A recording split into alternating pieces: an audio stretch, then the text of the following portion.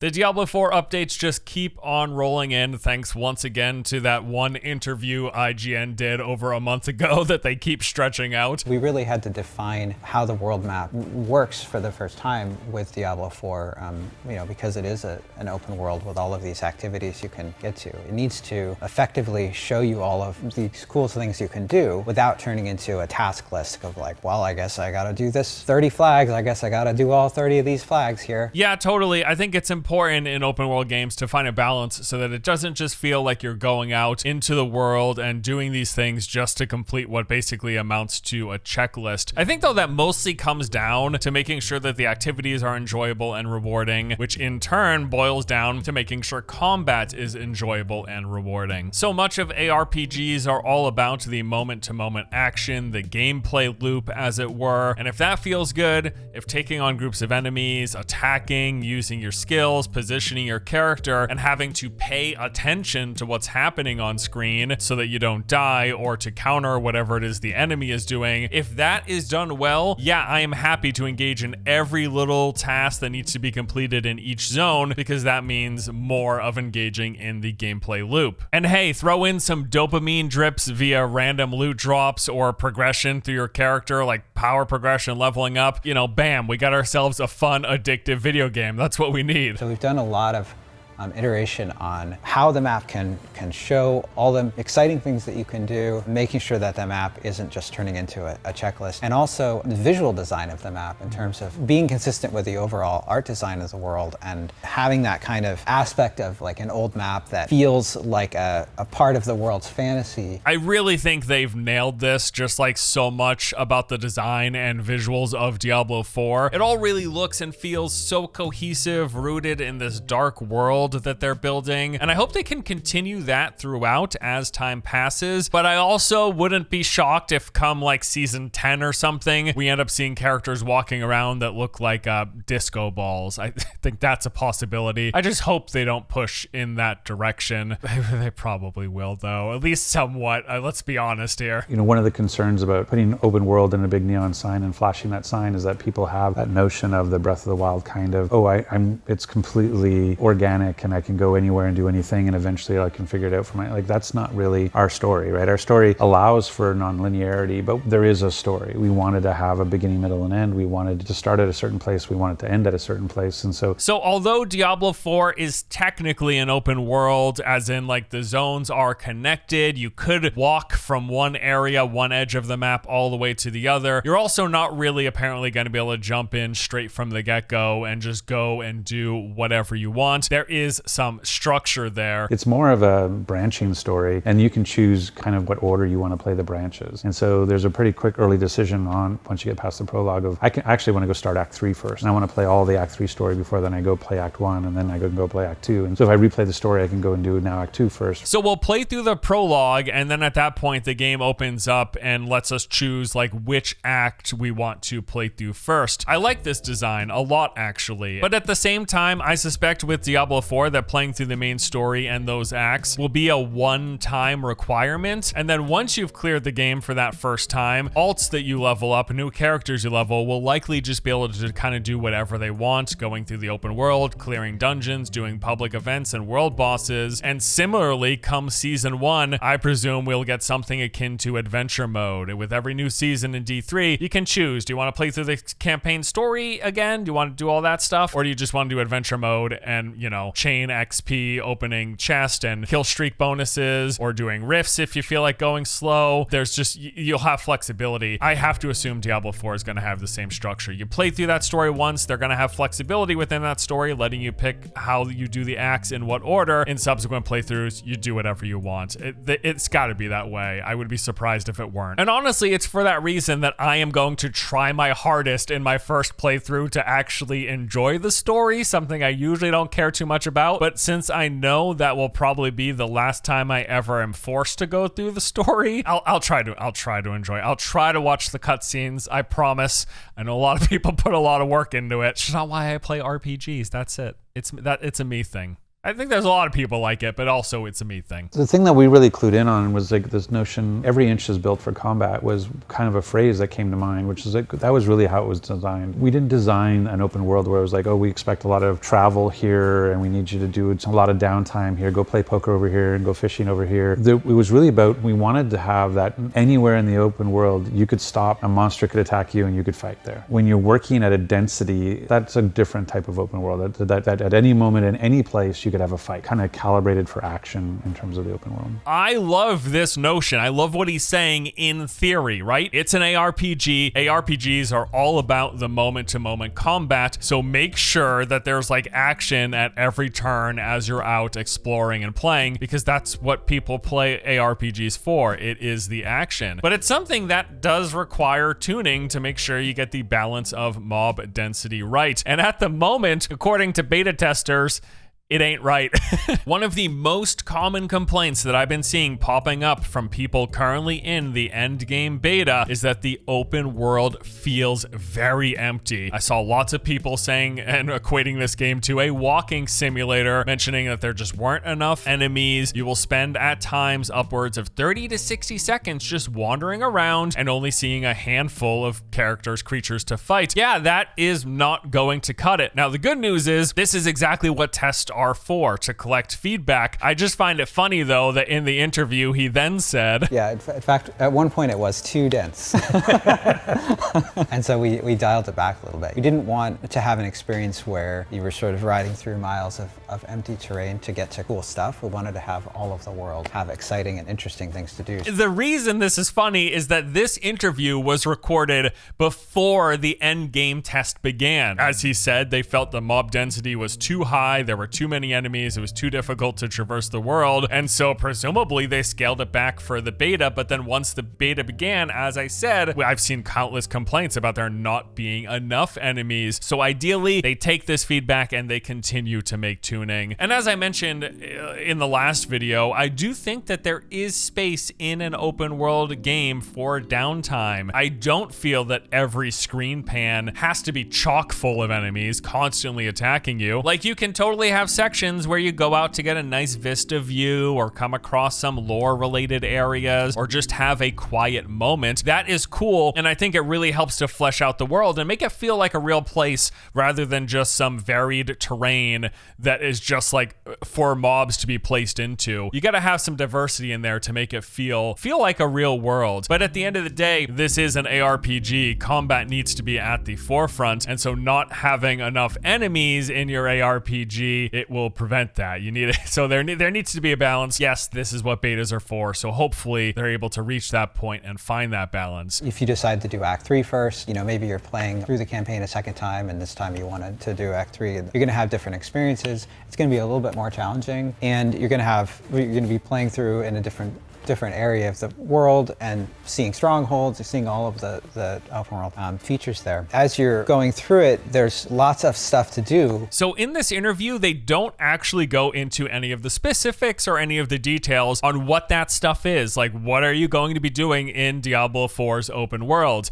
Fortunately, that's what I'm here for. We know actually pretty much exactly what there is to do, thanks to everything Blizzard has said in the past, thanks to previous BlizzCons and showcases, and then also thanks to all of the leaks that just don't stop sprouting up from the current beta that's taking place. So let's go into that. Outside of moving through the main story and any side quest, both of which, they'll task you, like, go to a place, do a thing, listen to some chatter and dialogue. We also know there are many other things that you can do, and a lot of this falls within the parameters of what you might expect from an open world. There are public events. These will periodically appear as you move through the world and are indicated by a red ring that shows up on your map. There'll be things like kill some monsters, save someone who's in trouble, or stop a ritual, stuff like that. And being a shared world, other players will periodically be at these events as well, and you can join in with them. There are, of course, also dungeons. It would not be an ARPG without these. Over 150 are going to be in the game when it launches. dungeons are randomized with procedural layouts. You go in, you clear enemies, you do some tasks, you fight a boss, and you collect your loot. Diablo 4 also adds some new features to the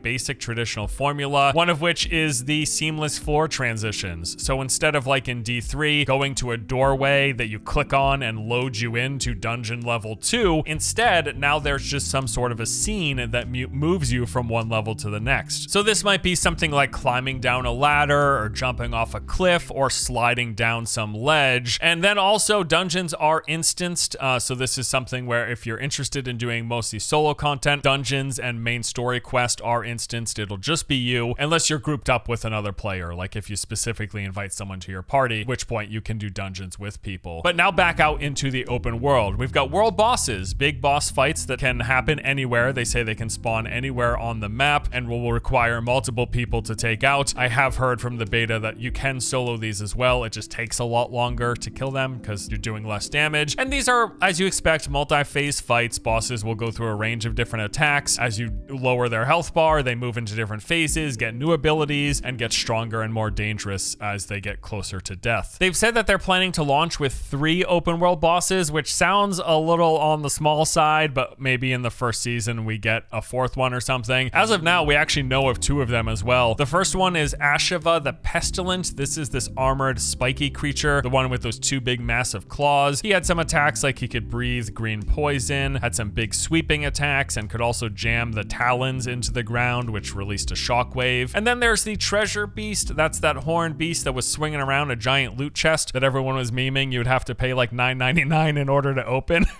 Imagine a microtransaction boss. It's actually kind of a funny idea. This boss was able to create portals that he would pass through and then reappear in a new location. Also summoned these exploding molten rocks and was able to spew lava. And they have made mention of potentially having challenge mode versions of these bosses as well, which is an interesting idea. And yeah, I mean, I expect they're gonna add more. I feel like three open world bosses feels really small. So hopefully in season 1, 2, or 3, sometime within the first year post-release, we get more world bosses added in. I think that would be good. Then there's the stronghold system. These were originally called camps, and these are basically areas that change as you interact with them. So you'll come across a stronghold. The area will basically be overrun by enemies. They said typically you're not gonna find these by main story quest lines or on the main path. This will be off on the fringes of each zone, not tied into any other quest or main objectives. And yeah, these areas will be overrun with enemies, and you are asked to clear them or complete some objectives. And then once you do whatever that task is, the area changes. It shifts into something else. Occasionally, this might open up access to a new dungeon location, or it can also become a safe zone, also known as like a town or one of those social hubs. Once you clear a stronghold beyond unlocking the content that is beneath it, you'll also collect some rewards, experience and gold, you know, whatever. There will be various points of interest and collectibles. This will range from story-based stuff, like you can read this old tome or find some mural on the wall. But then there are progression-related stuff, like the lost caches, which are rewarding stat buffs for all of your characters. In some of the leaked beta footage we've seen, we saw players collect these and they'd gain like +2 strength for all characters on your account. There's also gathering in this game. So in the open world, you'll come across things like herbs that you can harvest, and this will be used for the game's crafting system. And then there's the whole element of zone completion. So every zone in the game will have this area completion tracker where you can see how much of the major things there are to do and how many of them you've done. So you'll see like the total number of dungeons and waypoints, side quests, lost caches, and stronghold locations. And then as you clear them, this fills up. Once completed, you're going to be granted some bonuses like loot and gold, and even extra skill points for your account, which is really cool. And then outside of those main activities are the extra layers come the end game. We've talked about this in some detail in prior videos. These include nightmare dungeons, which are harder versions of the basic dungeons, Helltide, which are zone-wide buffs basically that empower all the enemies and give you bonus endgame materials, Fields of Hatred, which is the open world PvP, and Tree of Whispers, which is the game's bounty quest equivalent. So that is, at the moment, just about every open world activity that we know is going to be in Diablo 4. It's a pretty fleshed out list. It's also pretty basic. It's more or less what I would expect from any open world game. And I feel like it's a really solid base to be launching with. Ideally, of course, like we've talked about, D4 is a live service game. Hopefully they use all that extra monetization they're raking in from the cash shop and from the battle pass and everything else they're going to willingly charge you money for. And they take that, really beef up these seasons and do things like include more open world activities, add more end game activities, add more things to do and point of interest, and add more than 3 world bosses. Please, and thank you. Yeah, and that's one of the things I really like with the renown system, that ability to sort of like plays into each zone where you can go and you're going exploring, looking for hidden caches, and you're going and completing certain side quests, and you're looking for certain strongholds to sort of say, okay, this zone's done, and I get benefits of that. Of okay, I'm going to get skill points that I can actually on my alt I can automatically start with 6 skill points, and so I've sort of accelerated my alt progression. Yeah, so here he's referring to that zone completion that we talked about. This renown system gives you it essentially amounts to account-wide progression. It seems like there's a couple of different layers to this. Things that you do while you play not only pertain to the specific character that you're playing, but also unlock and provide benefits across your entire account. This includes stat buffs across your entire account from the lost caches, as well as doing the zone completion will give you things like skill points that unlock across your entire account. Account-wide progression, it wouldn't be a live service ARPG/MMO without one, right? Gotta have hooks that ask you to continuously play other characters and make you feel like you're always making advancements across the board. Again, as we think about choice, whether it be choice of class and choice of how you look and choice of your skills and choice of your paragon, like that ability to, whether you turn left, turn right, that's all up to you. And so you can kind of go and explore the world, and I want to go and do dungeons. Am I going to do world events? Am I going to go do local events? Am I taking on a world boss? Am I, and so that sort of notion of freedom of choice, but still having that sort of directionality